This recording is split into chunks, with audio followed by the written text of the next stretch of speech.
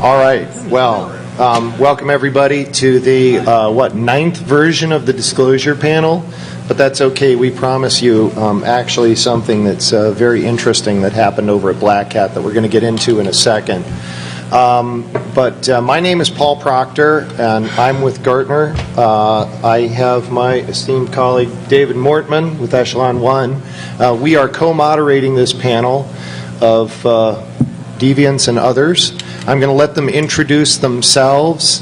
Because we only got 50 minutes, we're going to keep our answers short, but we're going to get into hopefully some very interesting stuff. So, take it away.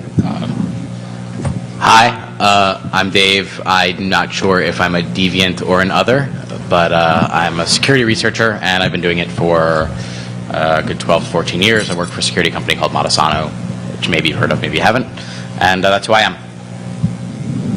Hello, I'm Pamela Fusco. I've been doing information security for about 23 years. Former CSO at Merck Pharmaceutical, MCI, Digix, and Citigroup. I now work for a company called Fishnet Security. And I'm an other, I think. Hello, I'm Robert Graham. I'm not an other. Several years ago, I founded a company called Network Ice. We created a product called Black Ice, which was acquired by Internet Security Systems, and I was their chief scientist for several years. Now I've got a consulting company called Errata Security. Hi, I'm Ian Robertson. I believe I'm another as well. I lead a security research group at a large software vendor, Research in Motion. Ryan Russell, aka Blue Boar. Some of you may have been on some of my mailing lists before, like VulnDev. Used to work at Security Focus. Now I'm on the other end. I work for a software vendor in the QA department. I get to be on the receiving end of the reports. Ditto me.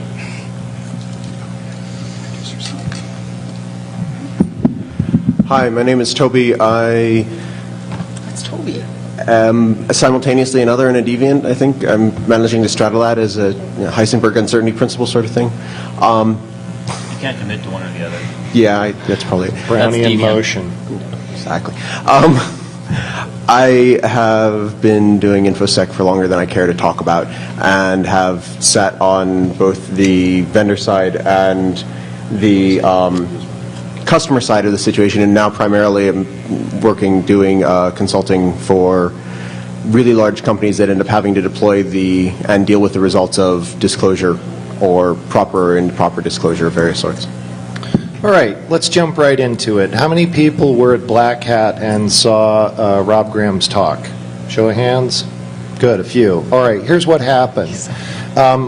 What they did, he and his accomplice, Dave Maynor, was discovered that you could take an IPS signature file. You could reverse engineer the image that read that file, and you could then discover what the signatures were. If the signatures contained 0 days, those 0 days could then be turned into, you could discover what the vulnerabilities were, and some of those vulnerabilities could be turned into weaponized exploits. And, Rob, I have to ask you, is that term weaponized? You guys have that copyrighted or something? Certainly. Okay. Well, I owe you $1 then. But anyway, so what this raises, and I'm going to let Rob tell a little bit more of the story because they actually went after Tipping Point, but the problems actually exist in all IPSs. They can be reverse engineered, and this becomes an easy way for basically for researchers and bad guys to get their hands on 0-day exploits if they can just get their hands on the signature files. I believe you guys called it hacking for the lazy. So, but what this leads to is an ethical dilemma now, because 0-day exploits and putting them into signature files is part of the business plans of a number of IPS vendors, and the implications for people that use those are significant. What we basically have is unintended disclosure, and now both the IPS vendors and the people who use those files need to respond. So we're going to start with that. We also have some other things we want to go through. And anybody in the audience, as we start going through this, I'm going to kick it to Rob first to comment a little bit on this and ask a few questions about it. But if you guys want to comment, if you want to ask a question, raise your hand and we'll call on you. So with that, Rob, why don't you give us a few more details? So our talk was the fact that this company bought zero-day from hackers and then put signatures in their product, but then other hackers could then just read those signatures and create zero-day exploits long before the vendors could patch them. Now, buying zero-day from hackers is controversial enough, what we showed from an ethics point of view. So we added fuel to that fire by pointing out that there's more to it than just the ethics of buying from hackers. It's also the ethics of profiting from it to sell your product, yet by causing potential harm because you don't protect it well enough. So what ethical responsibilities do the, well, first of all, what was the vendor's response to this? Actually, the vendor responded quite well. When we notified them that we were getting their signatures from the product, they promptly pulled all their zero-day. And then they've reinstituted the program, but with a lot more controls. We're still not happy with the controls they've put on it, but they are aware of the danger, and they are doing more to protect those from hackers easily getting those signatures. Okay.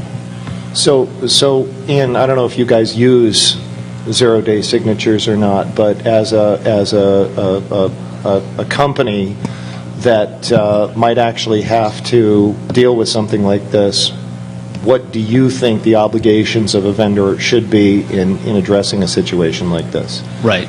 So just to start it off, I don't work in our IT security department, so I can't comment on the first part of the question. But I do deal with response on issues, and certainly the preferred approach is to have a coordinated disclosure of vulnerabilities. So we like to. I would prefer that the actual zero-day, well, the signature itself not be zero-day. In fact, that it be made available when the patch is. If they are going to be putting zero-day out in their products, and I can't dictate to another company what they need to be doing, they should certainly be looking into much stronger access controls on those, certainly cryptography, and ensuring that in their appliance that those crypto keys are very well protected.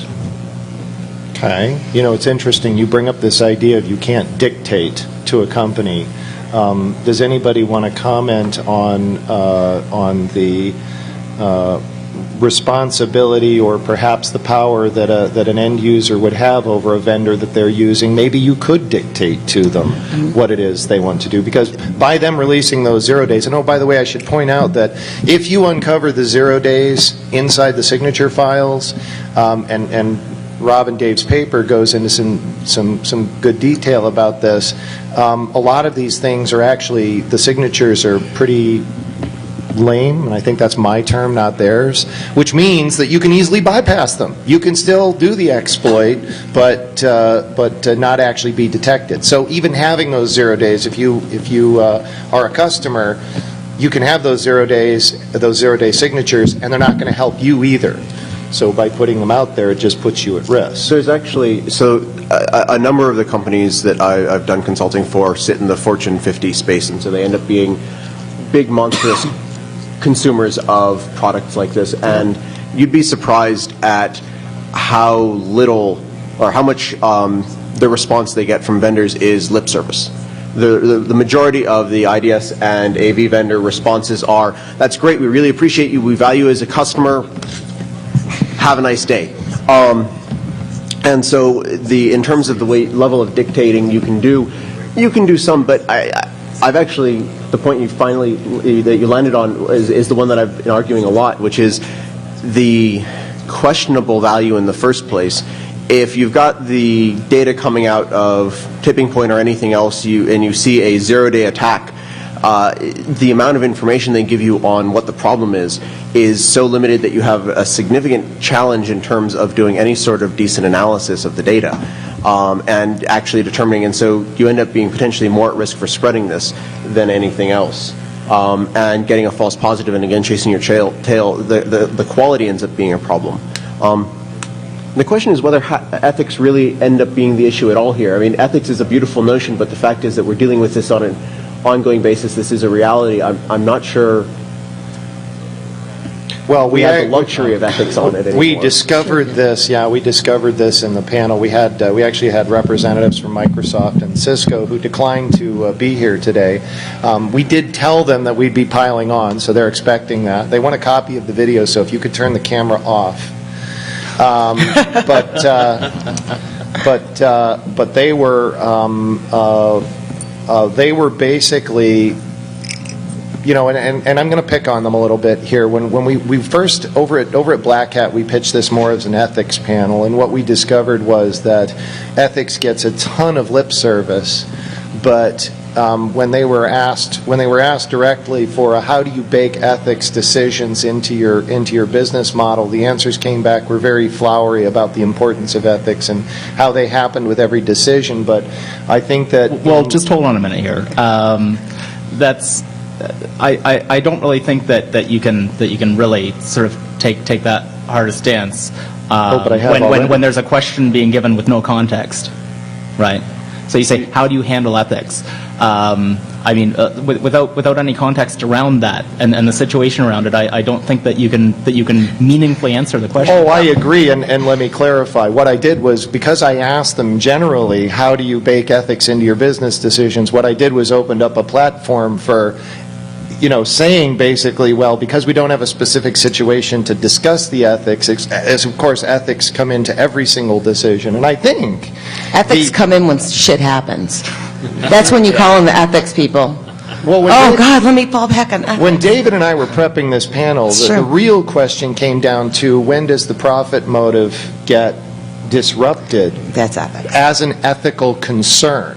And I think that this thing that's going on with the 0 days is an excellent example of this. Brian, go ahead.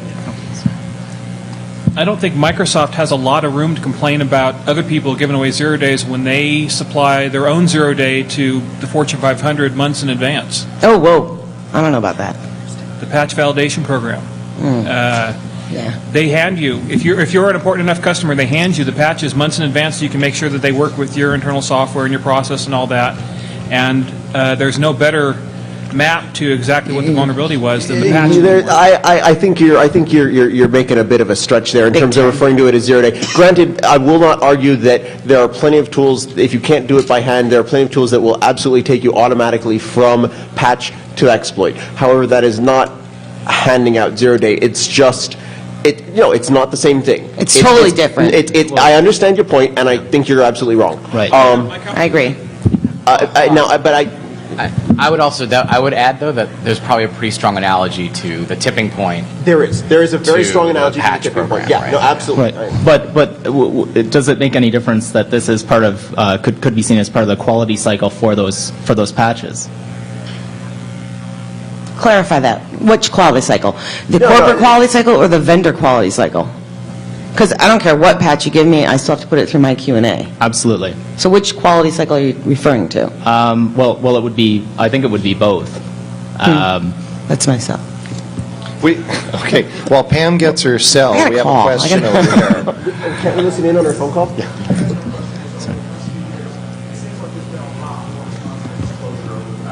I agree.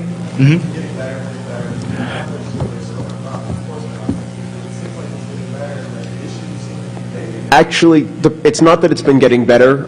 It's been that the total number of vulnerabilities has been increasing. It's better known. And the amount, and somebody, I don't know, Ian, Ryan, anyone, please argue with me that we're actually seeing an increase in the percentage of responsible disclosure. As far as I've been able to tell, we've seen pretty much static numbers of responsible disclosure. In terms of percentage, we've just seen total volume of vulnerabilities going up through the roof. I wouldn't call it responsible disclosure either. I'm kind of on your side. I think that we're more aware of what's going on, and and it's happening quicker, therefore, hence, they don't have a choice but to step up to the plate and pretend like it's responsible disclosure. To me, responsible disclosure isn't the same day everyone else finds out about it or when we contact them. Responsible disclosure is a little bit before the hand. You know what I'm saying? And I'm not seeing too much of that. What I am seeing, though, is a little bit more collaboration between the vendors. I'm not seeing that they're handing me a zero-day patch to test and evaluate, if that's what we're saying down there, because that just doesn't exist. But there is a bit more, but there's more exposure, therefore it's already out there. So I wouldn't say that it was responsible disclosure. It's kind of like identification, responsible identification maybe. I'm not really sure what to call it at this point in time, because there's just so much out there now.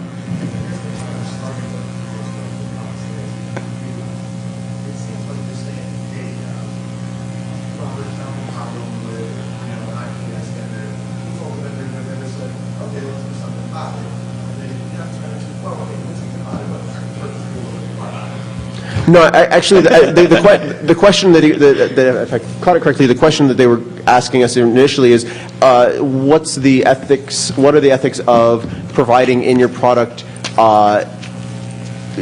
information that could lead to the leakage of zero-day? And Yeah, but the thing is I don't that think everybody can hear his question. the question is that he's saying that people are generally behaving ethically. Which I think the summary of the question. And the thing is, like with this, what we found here with Tipping Point was that two different groups had used that signature that was supposed to not be public, but zero-day, it was published zero-day signature, to develop their own exploits from it. And so before the vendor could patch the problem. So for us, that was a serious breach. It was not just a theoretical issue, it was serious. So one of these groups have been doing it for a while. They just get this constant stream of zero-day, that they could develop half the zero-day signatures would result in them generating exploits. And so for us, that was like, yeah, we have a good dam here, but we still have water sort of leaking out in places that could threaten the entire dam. And we need to be on the ball to address those water leakages and plug them up before the whole dam collapses. So actually, I had a question for Pam. Oh, geez, thanks. You knew this one was coming, Pam. I did? You're only VAR on the panel, so. Oh, right, thanks. So what Paul and I were talking about earlier, and I kind of wish actually we had you there yesterday, was how do you balance the needs of your customers versus your relationship with the vendors? So a customer comes to you with a security issue, or vice versa. How do you balance that need to make sure your customers stay happy and protected versus pushing the vendors to do what he's doing without endangering your business relationship with those big vendors? Well, let me think. I've been on the receiving end as a CISO many times over on receiving stuff from vendors that didn't quite work the way we thought it would. There wasn't a lot of cooperation or collaboration to correct the issues once we had the product in-house, and I'm just going to say that it was a SIM product. I'm not going to go any further than that. And, wasted a lot of money, so on and so forth. So from where I stand today for Fishnet Security, we do a nice balance, and we have what we call the Dirty Dozen. We have several different vendors in our pool that we work with, and what Fishnet does is we work with major enterprise clients, Fortune 50s, Fortune 100 companies, to bring to them both VAR, which is, rack and stack boxes, load code, whatever, and also kind of like a security consulting service to build out the strategic platform, so on and so forth. So our role is to, one, put the technologies in place along with the vendors that we work with, but at the end of the day, Dave, it's Fishnet's responsibility to make sure that it all works. So it's my butt that's on the line in front of the customer if the stuff breaks. So in working with the vendor, we actually collaborate very closely with them. We sit on many of their advisory councils and feed them the information from our clients on, next version release, problems, issues. Is that the answer? Is that where we're going with this? Or are you looking for like a specific problem where I put something in a client side and it just crapped out? Well, I wasn't thinking so much from that perspective, but you guys do a lot of security consulting as well for your customers, and inevitably you will find vulnerabilities in the products that you sell. And so, do you feel restrained? Well, as a middleman, it's not my fault, right? No, I'm kidding. I'm kidding. Right, but look, I have no idea if you work with Microsoft or not, but I'll pick on them since they're not here. I don't work for Microsoft, no. Look at that. Okay, so let's say NetScreen, Juniper, whoever they are this week. You find a vulnerability in the latest Screen OS, blah, blah, blah, blah, blah. You have some responsibility to your customer to push Juniper to fix that, but at the same time, you have a large financial relationship with Juniper, And how do your bosses handle that when you go to them and say, look, we need to push really hard because they're not fixing this? At the end of the And day, that's the it's revenue the stream. customer that's the most important. You have to push it with the vendor, and we have pushed people out of our vendor pool for incompatibilities or problems or just not working right, technology, or not working well with the client. So at the end of the day, it boils down to what's best for the customer, not whether the vendor is going to be my friend at the end of the day because we found a vulnerability and they're having issues addressing it. So actually, let me ask a follow-up question just to... You're asking me a question? Yeah. You can't do that. I'm going... Can you do that? He can do that. I can do that. So... He's a hacker. you're in a He can break the situation. rules. I am not on. You have a relationship with vendors. You have a relationship with your customers. Product X has a vulnerability that you know about that the rest of the world doesn't, but it's been reported to the vendor, and it hasn't gotten fixed inside of 60 days. When do you tell the customer that they're vulnerable to something? Day one. So you tell them from the beginning. Day one. I hide nothing. That there's a 0-day vulnerability in a product that they have deployed. But then that fails responsible. Then that fails responsible disclosure right there, because as soon as you tell the customer, it's leaked, and no matter What's leaked? whatever information you tell the customer, you have to assume. I mean, this is just a fact. Anytime you pass anything to any customer of Sorry, any I got to sort- take care of the client. That's my No, job. I'm It's not like a disagreeing. doctor. I'm not disagreeing, but at the same time, you're now arguing rather than responsible disclosure that you Look, have at the to end go of the for- day, a vendor, if they want to stay in business, because this is getting to be a tight world, right? And there's not a whole bunch of us out there that are going to make it if we're in the big vendor world. And you don't want a black mark next to you. Yeah, Microsoft's big, Cisco's big, Juniper's big, okay? And they're going to be around a while because they are deployed everywhere. And it's a hell of a lot harder for me to pull them out and bring someone else in. When we're talking about other technologies that might not be as widely deployed as others, if you're going to keep giving me crappy stuff, I'm going to kick you out One and thing, use somebody else. No, If I'm you're not not going to arguing- address I'm not your, arguing I know you're that. not. And I'm not arguing with you, and that was a dumb question. No, one thing I want to make an analogy. Why do they always have to pick on the chicks? because you're smarter than we are. We have to gang up on you. What do you want? So- Yes, Flag. I want to make an analogy here. If you're a doctor, your primary responsibility is to your patient. If you're a Catholic priest and someone tells you something in confessional, your primary duty is to your parishioner. If you're a lawyer and your client tells you something, your duty is to your client. So if you're a lawyer, your client tells you something, he broke the law, you still can't go to the police and tell them because your duty is to your client.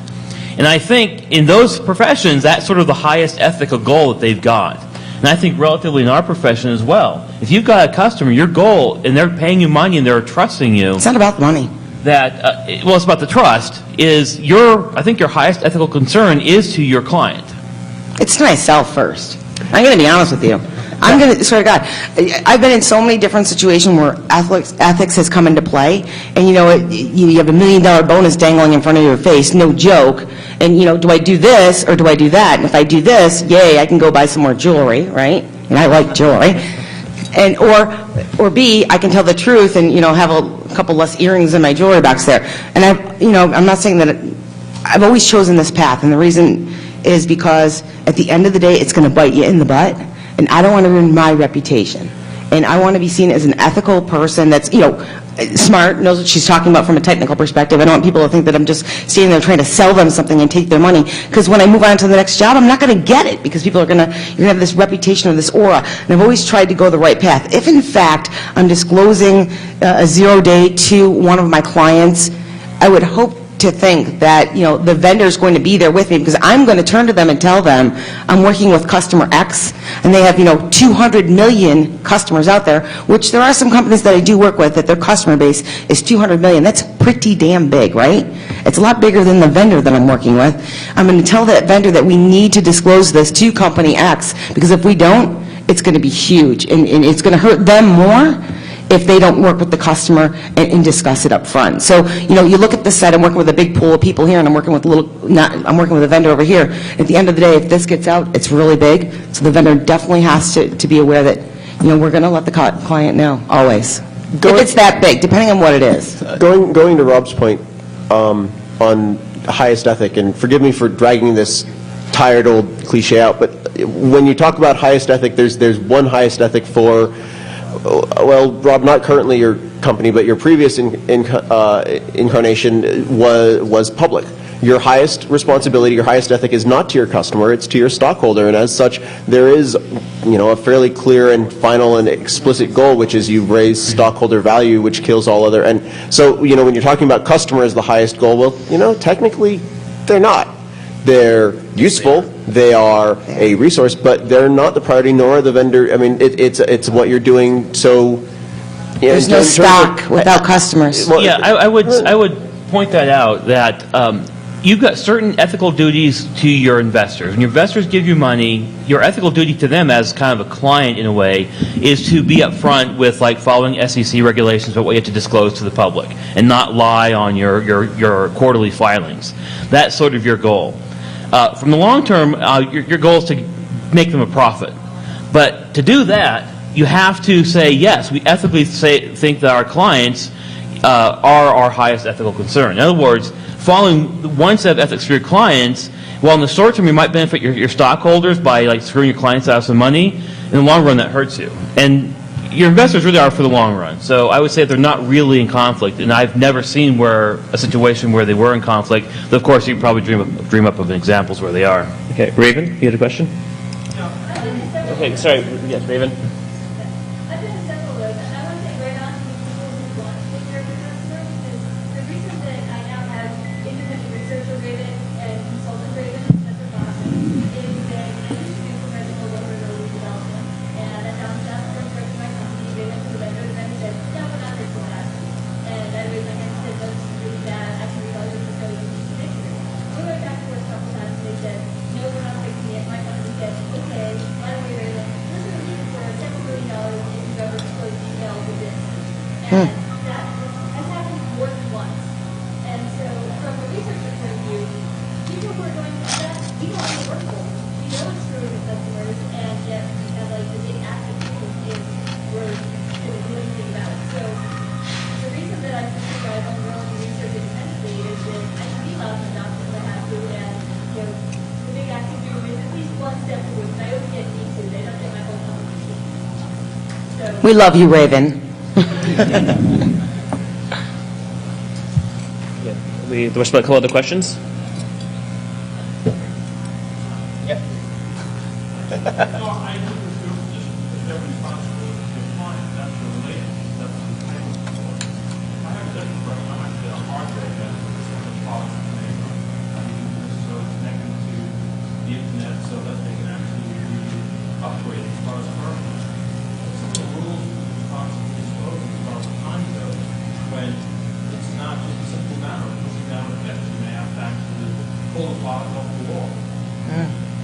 So the question was, this person is a hardware vendor, and he ships a piece of hardware. Let's say there's a vulnerability in this.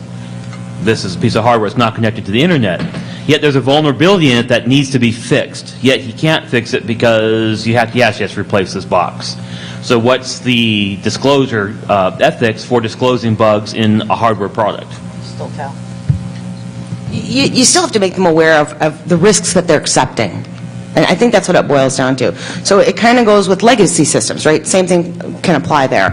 When you walk into a company, and whether it's hardware, software, application, I don't care what it is, and it's 10 years old, and you go, guys, this stuff's got to go.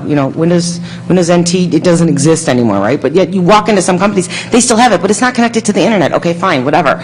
The point is, as long as they're made aware of the vulnerabilities that may exist in that, whatever the product is, whatever the software is, whatever the information is, then you made them aware. We can make conscious decisions to say what mitigating factors we are going to put around it, or if we're going to accept the risks, or if we're going to yank the box and put something else in. You still need to make them aware. Otherwise, we're blind to it. So, like you said, if it's a piece of hardware, it's not connected to anything, it's basically standalone, and nobody uses standalone, by the way, anymore. It's rare that something's not connected somehow to somewhere, even though it's not connected to the net, it's connected to something else that will be connected. So I'm finding a real hard time finding standalone anything.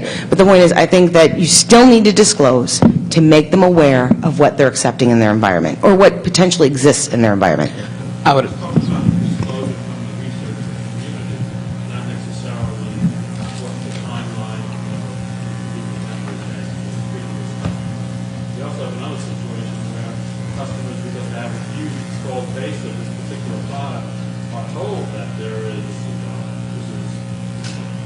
first generation second generation product, but they can actually, plus it will cost sometimes millions of dollars. So there's that. But then you have someone in the community basically saying, well, we didn't know that customers, they choose to do it, but they choose to do it. There's still this underlying old school concept there that's kind of pre-responsible disclosure terminology, at least, which is the vendor deserves to suffer. There's still that aspect, I think, out there. Customers need to be trained that if they're having to do a forklift upgrade because of something in your product, maybe they should not be buying from you. We had a question in the back.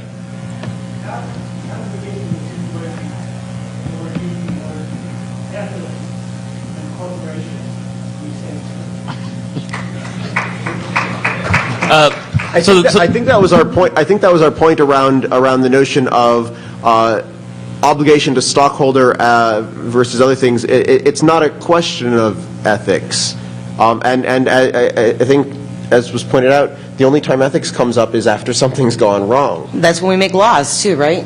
When someone flies through the windshield, whoops, better start wearing a seatbelt.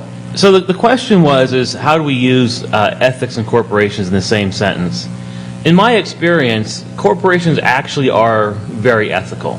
They don't have a choice. They get fined. And it's What, Rob?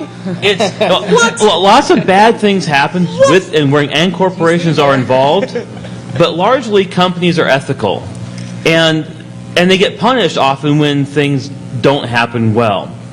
And only in rare cases do you have companies that just go completely off the charts, like Enron. Enron's an outlier. It's not a good sample of what the normal corporation is. And corporations have a hard time being unethical because there's so many employees within the company, you can't keep unethical behavior a secret.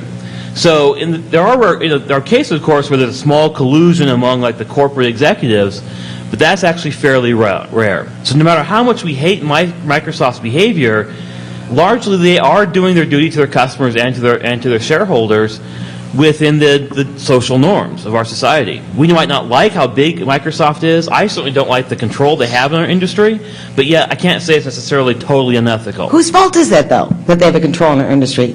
It's ours. They produce it, we want it, we buy it, we use it. If you act like sheep, you can't complain that the shepherd's not nice to you. Okay, so, this is all market driven. 20 years ago, someone went up to Mark McGrath at a conference and said, "When is Sun going to stop selling us such shitty software?" And his response was, "When you stop buying it." Look at Microsoft. A few years ago, they had a little problem. A lot of major companies said, "We're not buying this anymore," and suddenly they started making software that was a lot more secure. Period. End of story. This is markets here. We're in a capitalist country. Stop buying stuff you don't like it. And remember, this is... So let's. I'll actually When you take get that sober, one. Chris. I'll take. Actually, the question was, when does that come out? And I'll have to point out that Microsoft has tried to EOL their previous versions of lousy software, and they've gotten yelled at for trying to do so because customers insisted on wanting to hold on it. They have on occasion tried really hard to do something approaching a better thing. And you only have to look at how much money they spend, if nothing else, spend on their parties at places like this. They're trying to do the right thing by the security industry. Even if they've got major problems, even if they've got issues, they're still going to have a long time to go. Something to keep in mind. Rob, I would actually argue the reverse, which is companies have a hard time doing the ethical thing. I mean, if you look at Google saying they don't want to be evil, and yet they still went into China, and their argument for doing so was, well, we'll be less evil about it than somebody else.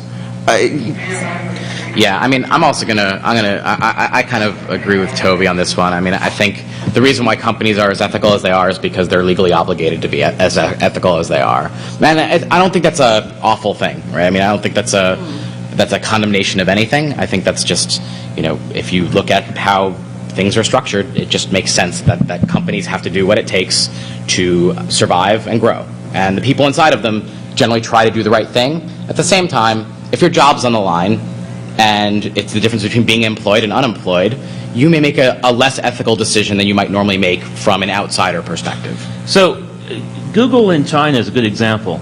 The Chinese do not, Chinese people do not want freedom of speech. And that's a sad fact. We as Americans think that, oh my God, how can you live in society without freedom of speech?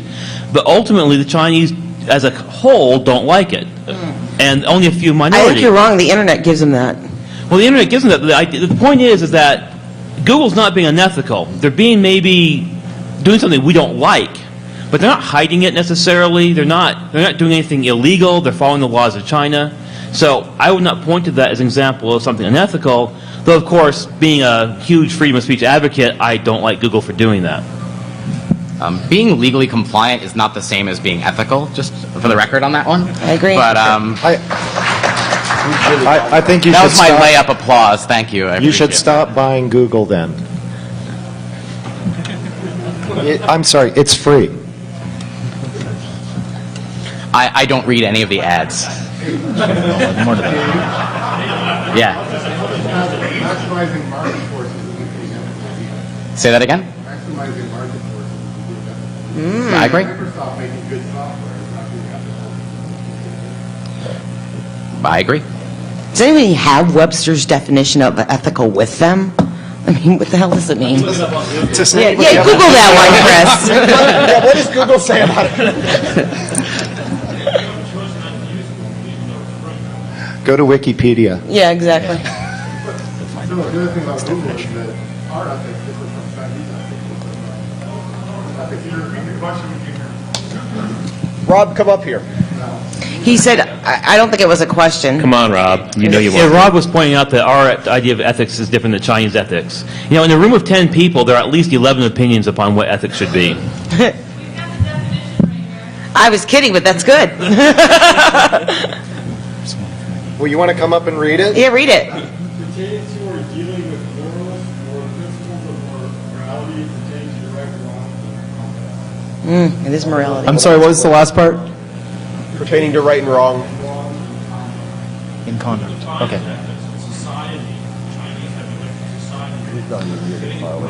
That's actually not Okay. specifically true in this case. It's actually corporate ethics, right? This is about Google's ethics. In this case, I don't even know why I'm talking about Google. I have no care in the world about what Okay, Google's well, let's- ethics are, but Well, I'm going let's to get move shut on up then. right now. Bye. Okay. So actually, let's move on because we only have a few minutes left, about 12 to be exact.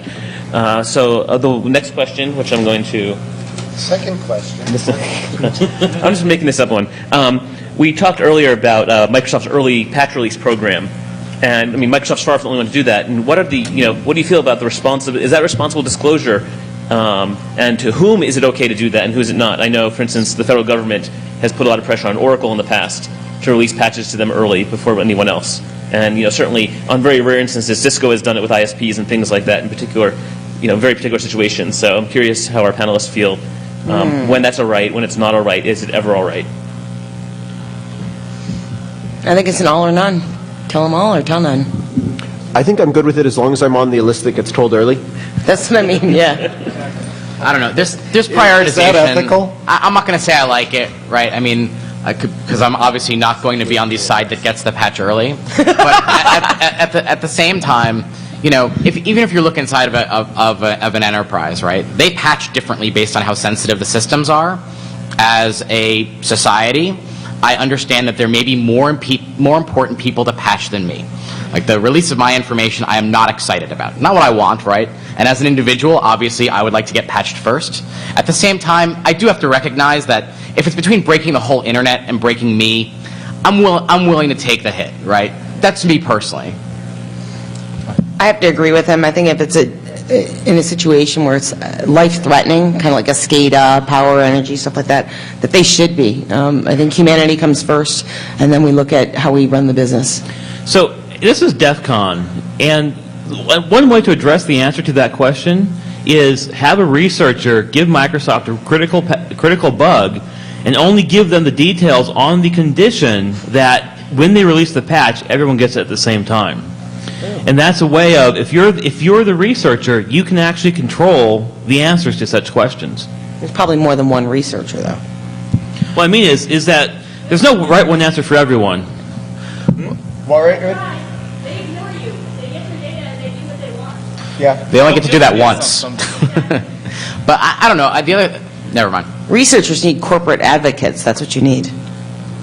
to take the message for you. Technically, researchers just need somebody who's, well, they don't need anything, but they benefit from somebody who's willing to pay them for their data.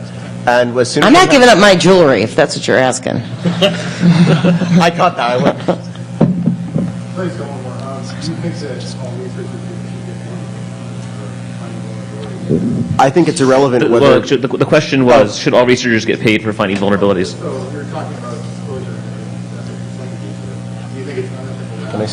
Can I steal your quote, or do you want? Dave has a great story on this one. He's going to. I think I could give. I thought of a different one, but this came up yesterday. Someone basically said, "Hey, if I find a vulnerability and I report it to X, I should get paid for it, right?" That was basically the gist of it. And if the person's here, I apologize if I'm mutilating your quote, but that's what sets me up to answer it best. And I think it's a lot like when I go to sleep at night, you sneak into my house, you perform dentistry on me, I wake up without wisdom teeth, and you give me a bill for it. I didn't ask you to do it. Why am I paying for free stuff, right? If you do free work, don't expect to get paid for it. If you want to get paid for it, call up the vendor first and say, "Hi, I'm a security researcher, and I would like to talk to you about doing business." But I'm not having a wisdom teeth. Well, Having a hole in Microsoft, whatever. the thing is, the ethical thing is, if you've already done the work, you can't get paid for it. Otherwise, you're basically storing the vendor of, give me money or I'll do something bad with this. But you can ask for more. If you've researched and told them everything you know, and they come and say, ask for more details, and you don't know them because you haven't done that work yet, you can actually then ask, okay, I'll research this some more for you so your guys don't have to, and I'll consult on that. But done work is already essentially been paid for, and you can't ask for more money. I think it depends on the impact, right? I think it depends on the impact. It's kind of like the drug industry. They research drugs, right? And it takes 7 to 10 years to take a drug to market.